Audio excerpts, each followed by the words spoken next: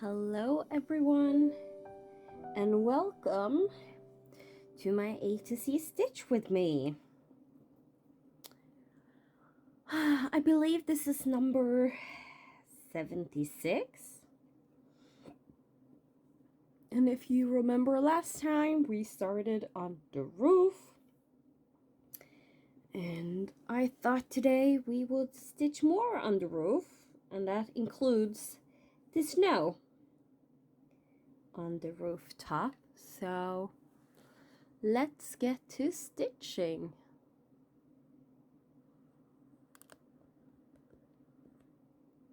Try and see if I can get you a little bit.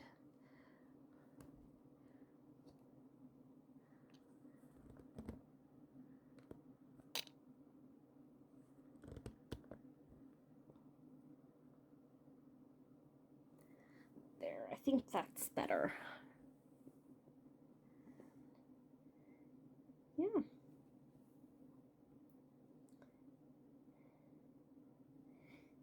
So it's been a week since you saw me last.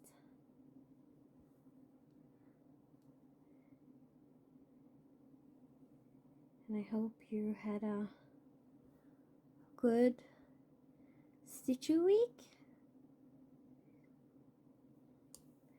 And I know a lot of you enjoy getting this out for the weekends, or you can sit and stitch in the weekend and enjoy.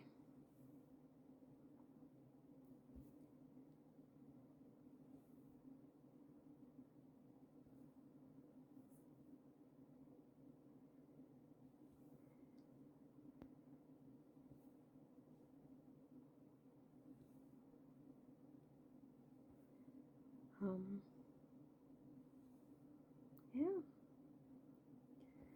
not much going on here. These are all pre-recorded, so when you see them, it's like been a month since I actually filmed them.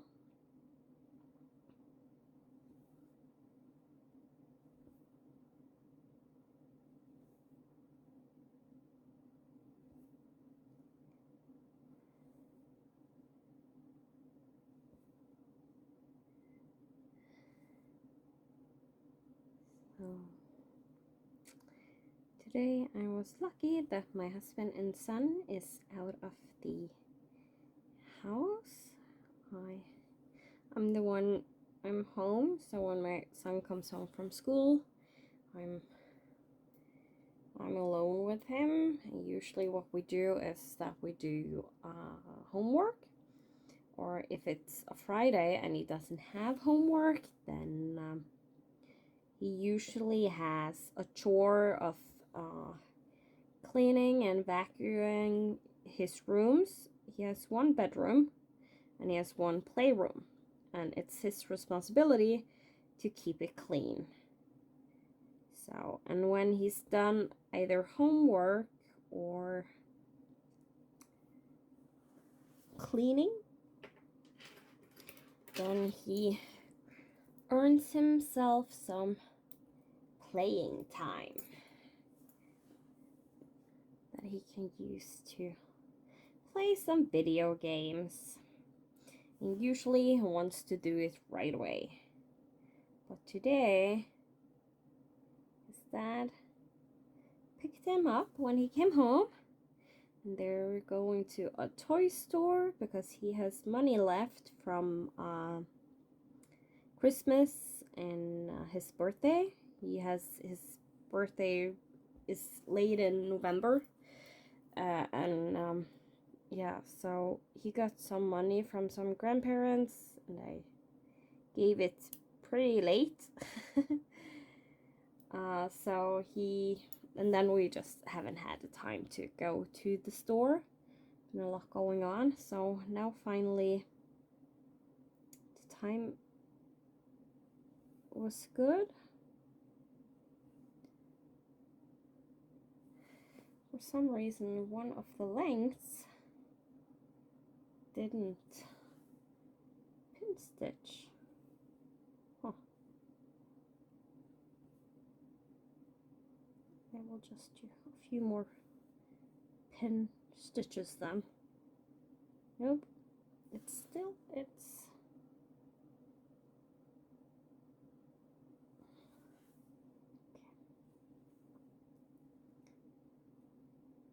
try again.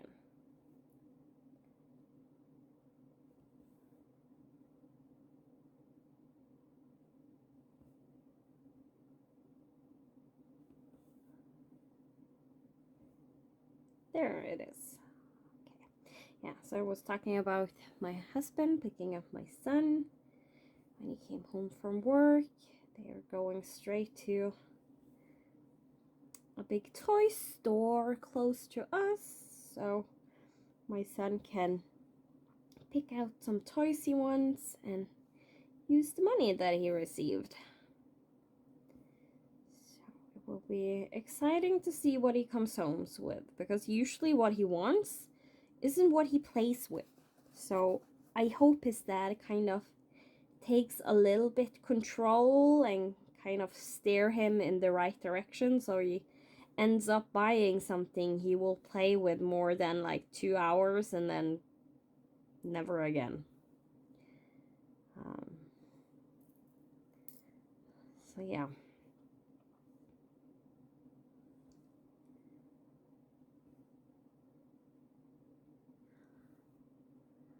But his dad usually don't think about those things. And it's a good learning opportunity for Leo to try and buy stuff that he knows he is going to use and not get in the habit of just buying stuff because it looks cool and then don't play with it afterwards, not use it anymore. Because in the society we throw away too much stuff.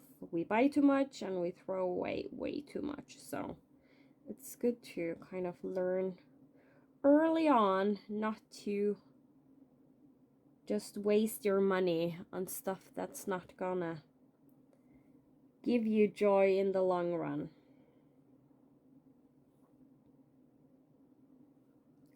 At least that's my opinion.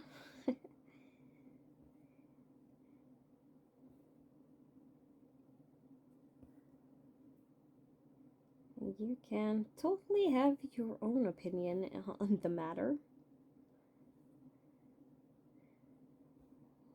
One of those having a different opinion than me is my husband. He is measuring the cost of a product in what amount of time he gets joy out of it. So if he wants to buy a video game, he looks at it like, okay, if I only play this for like, say it's a small game, so it only lasts for like a couple of hours, and then he's done with it. And he's like, well, if he buys that for like, say, $3, and he gets 3 hours of game time, he looks at it as like, then he's paying $1 each hour for fun, and he doesn't think that's expensive. So he will then buy it for that short amount of time, play it once for those 3 hours, and never play it again.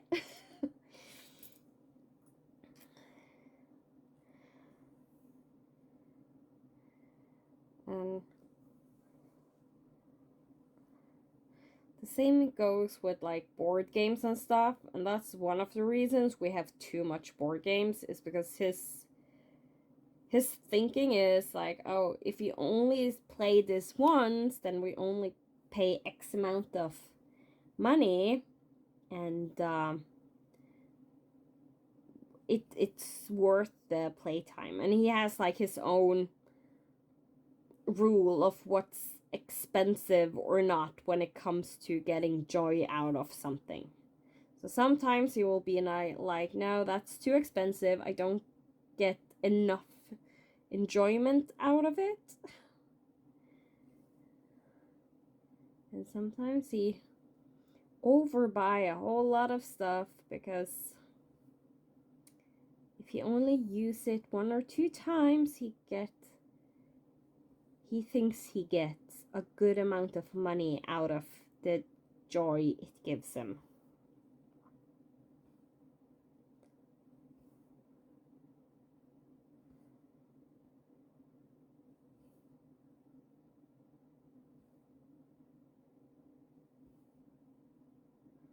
So, well, at least when he complains me buying a lot of cross-stitching stuff, I can put it up against how many hours I actually have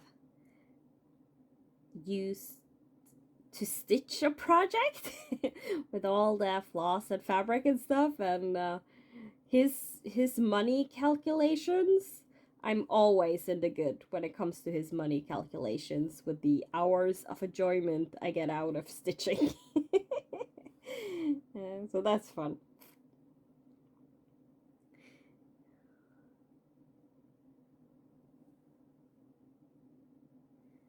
It's even more fun that he knows it, and he kind of have stopped even to try and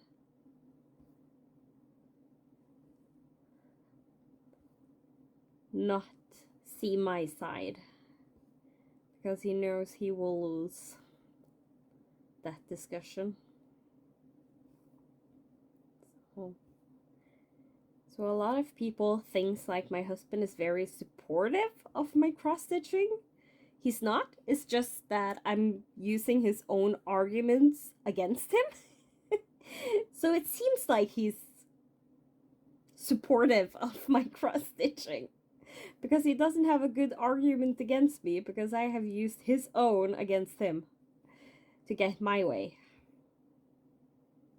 So, but I try not to do it too much, because still, like, even though we have a few extra money, we don't have like a whole bunch. We're not like one of the rich people in Norway. We're actually more on the poor side. So if we have extra money, I do try to like save it just in case something happens. Like right now, there's like insane prices to pay for energy, for electricity, and it's I'm so glad I have had money saved up, or else we wouldn't be able to pay our bills. If I had used those money on cross-stitch supplies instead, I wouldn't be able to pay the bill that suddenly got 3 times as expensive than it normally is. So it's not like it's just a small addition.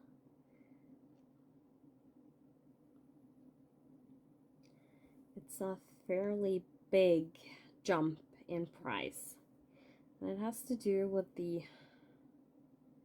that Norway sells electricity to Europe, and there's in Europe, since they have decided to go green with their electricity, so they try and not use like coal and stuff like that. They instead buy electricity from Norway, and there's not enough electricity in Europe for Europe. So since it's a market, the electricity is like on an European-based market, the prices have skyrocketed. And nobody in Norway wants to now sell electricity to Europe, because it makes our prices skyrocket, being super high. And because Norway have enough water and wind, and we have already green energy, we have always had green electricity.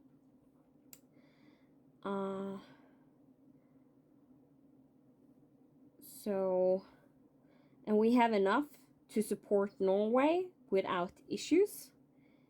So there's like this big discussion of maybe stopping the sale of electricity the way we have it now, that we only will sell the excess energy that are being made, because right now, because there's too little electricity, they sell out too much, making it so there's times when there's not enough electricity in Norway. So then countries like Germany and stuff have to use their coal to make more electricity.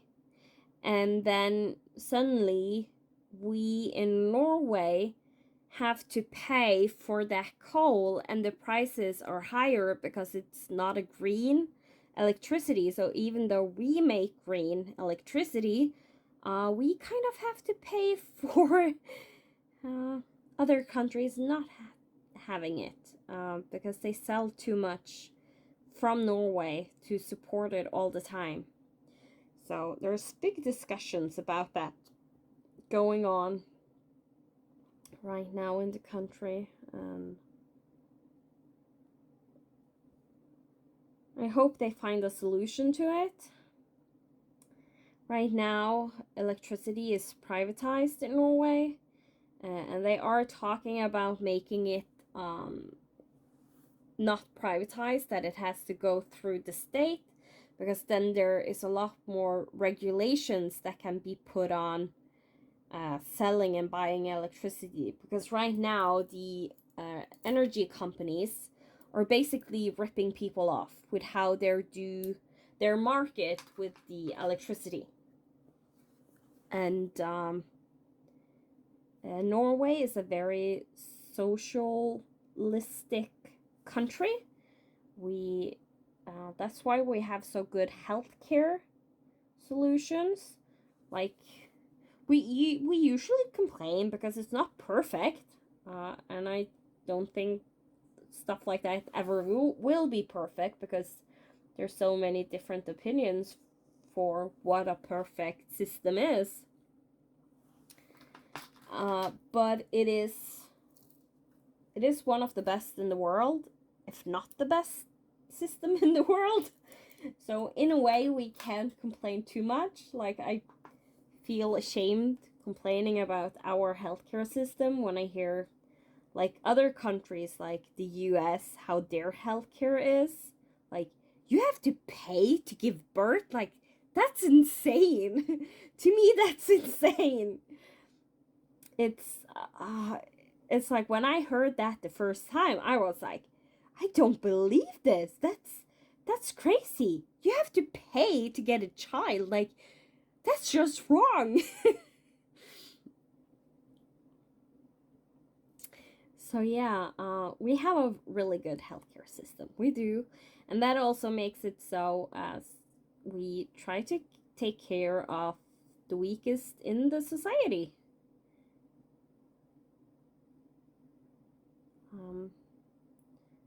So everyone should at least have a decent living. The systems aren't there to make you rich. It's there for you to, if you get sick, then you are secured, being able to go to doctors and get medical treatments, that you have enough to live, have enough to pay your bills and food on the table and the most necessary things you need. But as I said, it's not meant to make you rich, so it's not like you can go on expensive vacations, because that's not what the money is for. So yeah, it's a good system, and that's why they want to make it stop having the electricity privatized, because in Norway there's like I'm not sure what the rule says, but it has something to do with one of the rules of the country. And if something is necessary, like a necessary product that you need to have to survive, then the country can make that non-privatized to make it affordable to everyone.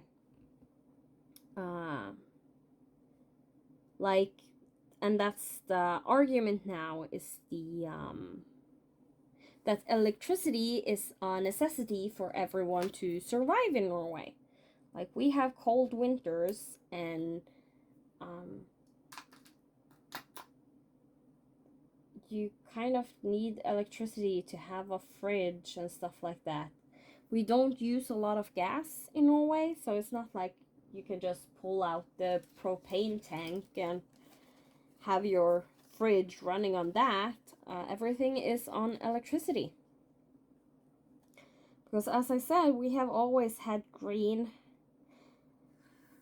electricity or energy.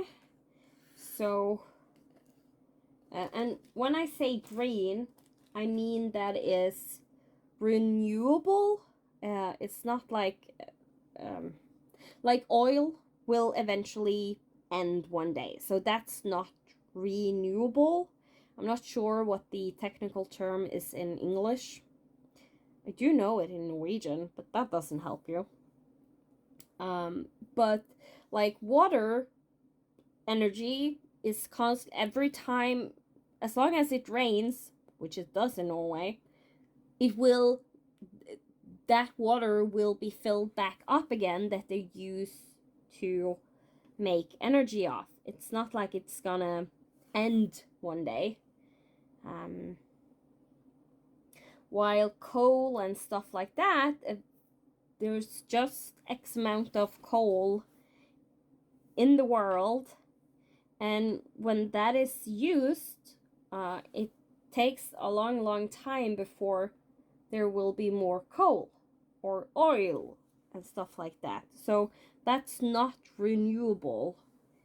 And wind energy is renewable. Like, every time it blows, there's new energy being made from that resource. So yeah. And they have also been, Norway doesn't have nuclear energy, but there have been discussion of maybe they're gonna make nuclear stations to produce energy. One of the reasons is one of the most used and best nuclear resource you can find we actually have a lot of in Norway. We usually sell it out to other countries. So we have a lot of the resource that is needed, and with the that type of nuclear material takes a long time to kind of get its that the time ends, because nuclear waste have like they continuously degrade until they eventually disappears. And this nuclear material lasts very long compared to a lot of other nuclear materials. So it's, even though it's not green, it's still gonna sustain the country for many years without having to use new nuclear materials. And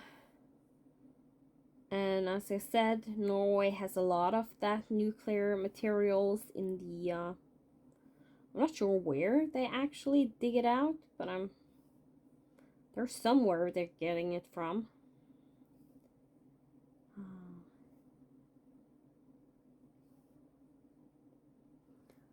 So yeah, it will be exciting to see what ends up happening with the they call it an energy crisis right now that we have. Even though a lot of people say it's not an energy crisis, it's an energy price crisis. Like the prices are just too high, and it's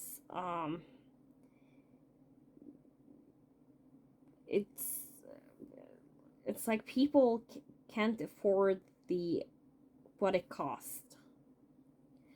Like one person, he said that usually what he pays in energy every month, it's about $150. And suddenly, one of the months now, he actually had to pay a little over $1,000 US dollars. Converting them instead of 150, and getting that bill suddenly be that much more expensive, like, you know, it's gonna make big trouble for people in the country. And it's just devastating how it is right now. And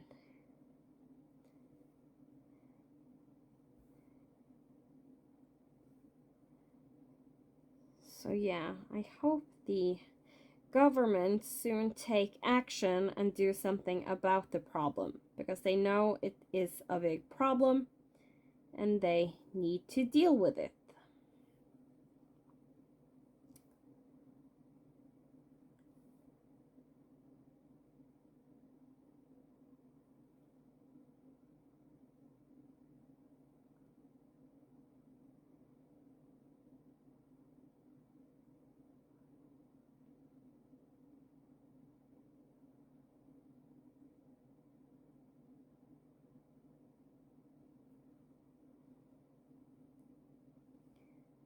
So yeah.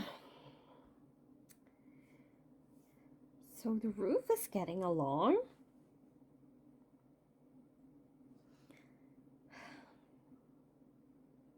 Maybe, yeah, at least 1/3 of the way.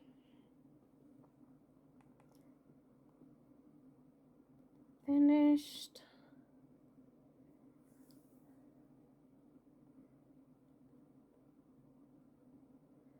So yeah, what do you think? Is it pretty?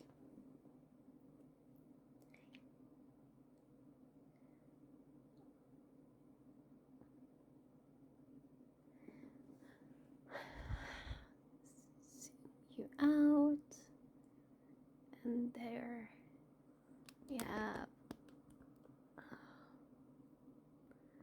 The whole thing so far. One row fully done. Started the second one. So yeah, that's what I had for you today. I hope you enjoyed. And I will see you next Friday. I realized this isn't a very long video. It's on the shorter side, which is unusual. But I will go with it. Sometimes it will be longer, sometimes it will be shorter, depending on what we're stitching. Because what I have started to do is I mark off my pattern until I have 100 stitches, and then I will start filming. I will stitch those stitches that I already have marked off, and then end the video after 100 stitches. So instead of like having a time frame on each video, instead we have like a stitch count frame for each video, just to make it better for me to be able to stitch more regularly on this, because then I can use it for challenges. Because with usually most challenges have, if you stitch in 100 stitch increments, you're fine, like you're covered. So yeah, that's the new thing I have started to do this year, and I hope it makes it so we can see a lot more progress on this project in this year. So, and if I get too far ahead, I will even consider maybe doing 2 videos a week, if that's something people would like. So, but we'll see. First, I need to get a good head start on the videos, and then we can see if I have enough time and can keep up with this tempo of getting a good amount of videos out. So yeah, I think it will be good. So if you like this series, please leave a comment and a like so that I know that you appreciate this video. And as I have said, as long as people still appreciate this series, I will continue stitching it. And we will be able to see it be finished together at the end if the series continues. So yeah, thank you all for joining me, and I will see you next Friday. Goodbye, everyone.